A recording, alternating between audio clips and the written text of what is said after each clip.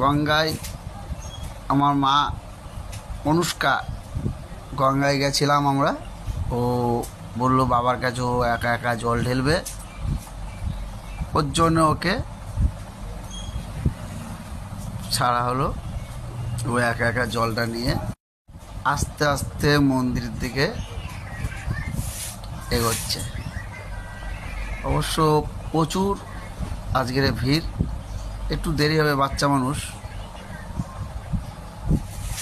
দাঁড়িয়ে আছে। চলো বাবা চলো,